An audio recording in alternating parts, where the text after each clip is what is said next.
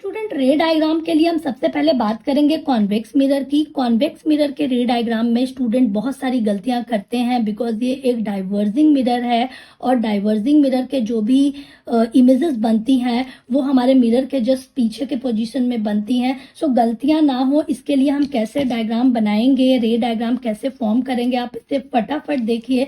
मैं आपको simple paper पे इसको बना के दिखा रही हूँ। आपको यहाँ पर यूज करना है, जो सबसे इंपॉर्टेंट चीज आपको यूज करना है यहाँ पे कंपास का। नॉर्मली स्टूडेंट हाथ से ही बनाते हैं जिससे उनकी जो रेज होती हैं वो परफेक्ट नहीं दिखाई देती हैं। आप देखिए कि कंपास से बनाने में कितना जल्दी आपका डायग्राम बनेगा और बहुत ही परफेक्ट रेज भी आएंगी। ओके, यहाँ पे हमको क्या करना है, सबसे पहले हमको एक मेजरमेंट लेना है। हमको अपने रूलर पे एक मेजरमेंट ले लेना है। जैसे मैंने यहाँ पे 7 सेंटीमीटर का लिया, आप अपने हिसाब से ले सकते हैं, किसी भी लेंथ का मेजरमेंट आप यहाँ पे ले सकते हैं।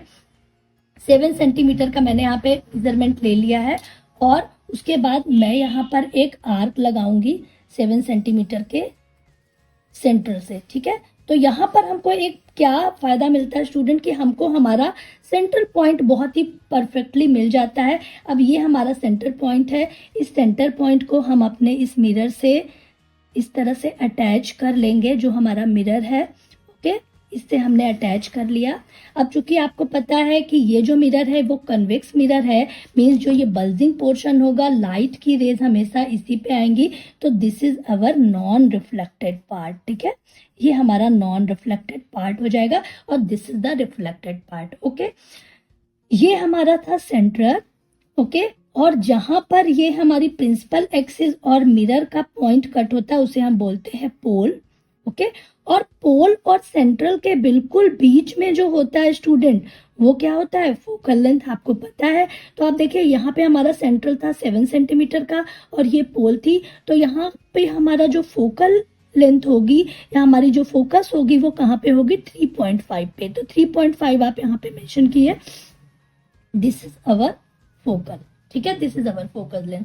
अब हमको अपनी ऑब्जेक्ट जो है वो हमको कहाँ पे रखना है, तो पोजीशन ऑफ ऑब्जेक्ट हमारा प्रिंसिपल एक्सिस पर हम कहीं भी रख सकते हैं। आप यहाँ रखिए, यहाँ रखिए, यहाँ रखिए। You can fix your object in anywhere on your principal axis. Okay, तो प्रिंसिपल एक्सिस पर हम सपोज करिए कि हमने यहाँ पे ऑब्जेक्ट रखा। अब यहाँ पे बच्चों को प्रॉब्लम आती है कि ऑब्जेक्ट कितना बड़ा बनाए, तो कोशिश करिए कि जो भी आपका ऑब्जेक्ट है, ये जो आपका मिरर है, मिरर का जो ऊपर का हाफ पोर्शन है, बिल्कुल उस हाफ पोर्शन का भी हाफ आप अपना ऑब्जेक्ट का साइज रखिए। ये देखिए यहाँ पर हमारा कितने 4 का दिखा रहा है, तो हम कोशिश करेंगे कि जो हमारे ऑब्जेक्ट का साइज हो वो 2 के आसपास हो।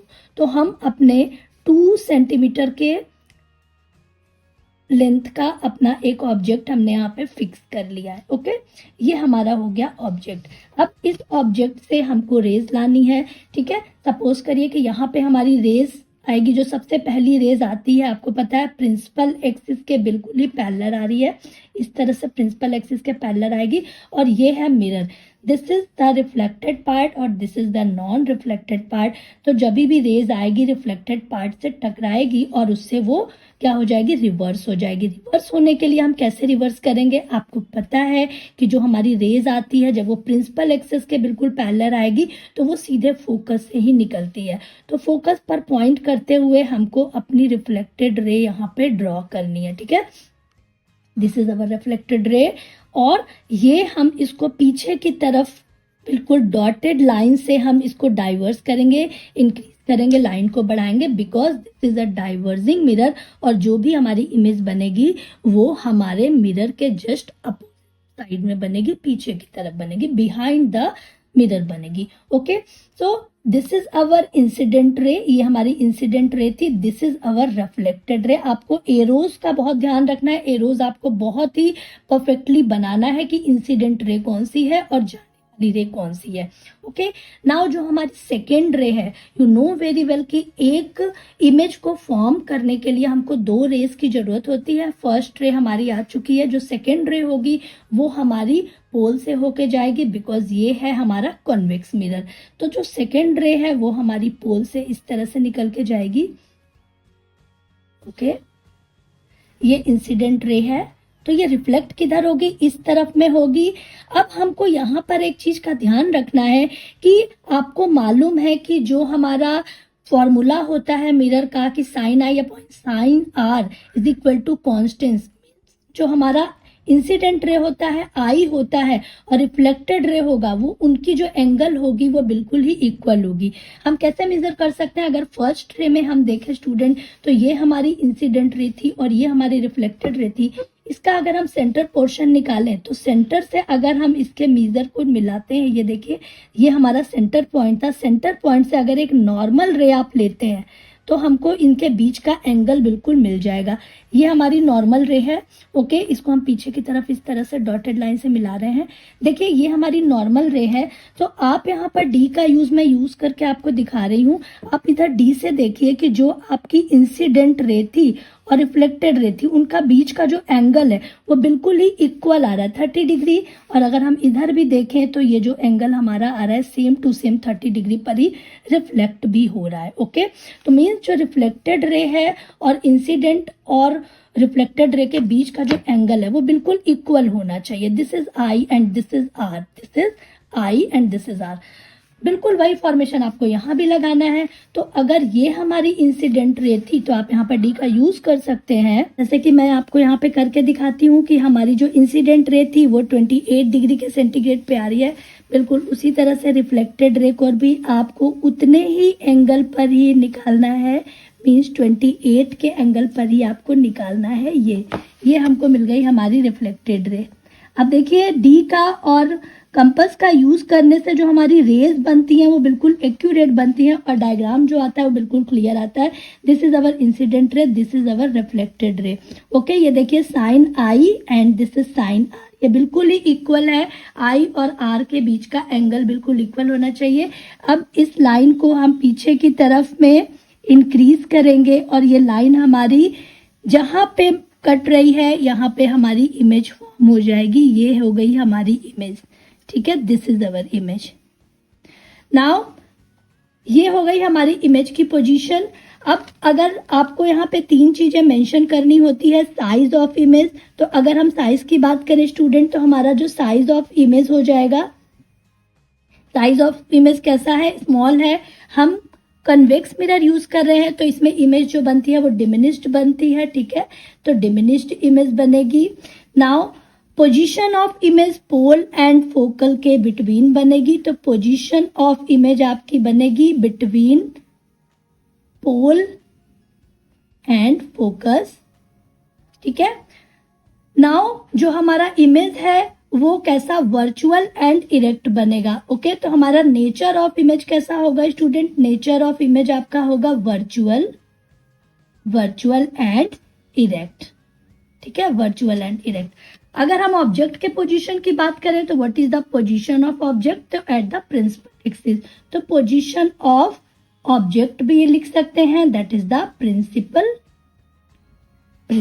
एक्सिस, प्रिंसिपल एक्सिस पे। इस तरह से आप अपने सारे पॉइंट्स को मेंशन कर सकते हैं। अब आप देखिए कि डायग्राम कितना ही क्लियर दिखाई दे रहा है। ये हमारा है कॉन्वेक्स मिरर जो कि एक डाइवर्जिंग मिरर है। हमारी रेज डाइवर्स होती हैं, कहीं भी यहाँ से रेज नहीं मिल रही है। अगर आप यहाँ से इस तरह से अपनी आईज से देखेंगे इसको, ये हमारी अगर आईज हो गई, यहाँ से अगर आप आईज से देखेंगे तो जो हमारी इमेज दिखेगी वो इस तरफ पीछे की तरफ दिखाई देगी, ओके। इसी में मैं आपको एक कंडीशन और दिखा देती हूँ। सपोज करिए कि इस जो हमारी ऑब्जेक्ट है इसका पोजीशन हम चेंज कर देते हैं। मैं इसी में आपको शो कर देती हूँ। ये जो हमारा ऑब्जेक्ट था जो कि प्रिंसिपल एक्सिस पे था, इसको हमने यहाँ रखा था, थोड़ा सा हम इसको आगे की तरफ बढ़ा दे अगर, और अपने ऑब्जेक्ट को हम यहाँ पे रख दे, तब हमारे इमेज पे क्या फर्क पड़ेगा मैं आपको कलर पेंसिल से बना के दिखा दे रही हूँ। ये है हमारा ऑब्जेक्ट, तो बिल्कुल सेम ही जो फर्स्ट रे हमारी जाएगी बिल्कुल उसी तरह से जाएगी। ये देखिए फर्स्ट रे बिल्कुल वैसे ही गई, ओके, और उसी तरह से ये रिफ्लेक्ट भी होगी। तो फर्स्ट रे पे तो कोई भी चेंजेस नहीं आएंगे, बिल्कुल फोकस से होके जाएगी। और इस तरह से मैं इसकी पोजीशन को भी ड्रॉ कर दे रही हूँ सेकेंड इमेज के लिए। This is our incident ray, this is our reflected रे। बट जो सेकेंड रे है स्टूडेंट, जब देखिए सेकेंड रे जब हम पोल से निकालेंगे, इस तरह से हमारी सेकेंड रे है, दिस इज अवर इंसिडेंट रे, और ये बिल्कुल पोजीशन पे रिफ्लेक्ट होगी। अगर हम इसकी पोजीशन देखें तो ये है हमारी इंसिडेंट रे, मतलब अगर हम इसका एंगल मेजर करें स्टूडेंट, तो एंगल इसका आ रहा है कितना, 50 डिग्री। देखिए आप 50 डिग्री के आसपास। बिल्कुल उसी तरह से यहाँ पर भी जो हमारा एंगल निकलेगा, रिफ्लेक्टेड रे निकलेगी, वो हमारी 50 के आसपास ही निकलेगी। ओके, तो हमारी यहाँ पर ये निकल रही है, देखिए रिफ्लेक्टेड रे। तो जब हम अपनी रिफ्लेक्टेड रे को इस तरह से मिलाते हैं, ये है हमारी रिफ्लेक्टेड रे, और जब हम अपने रिफ्लेक्टेड रे को पीछे की तरफ बढ़ाएंगे स्टूडेंट, तो देखिए हमारे यहाँ पर आके ये पोजीशन मिल रही है, ये देखिए, और हमारे इमेज का साइज देखिए कैसा, ये इस तरह से।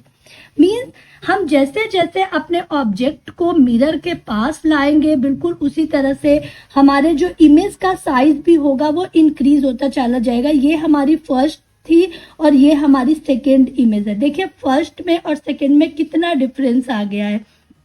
मैंने आपको सेम डायग्राम में ही दिखाया है।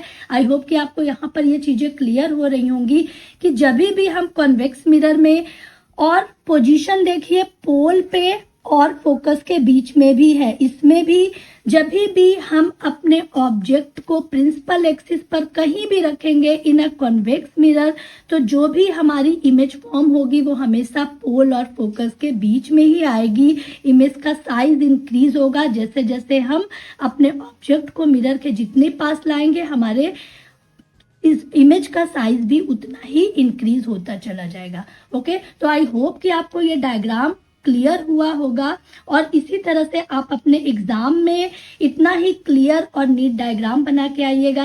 एग्जामिनर पे बहुत अच्छा इफेक्ट पड़ेगा, और मैं इसी तरह से और भी डायग्राम्स आपको अलग अलग सिचुएशंस में कॉन्वेक्स मिरर के और कॉन्केव मिरर के दोनों के ही डायग्राम मैं आपको 1 by 1 करके बताऊंगी।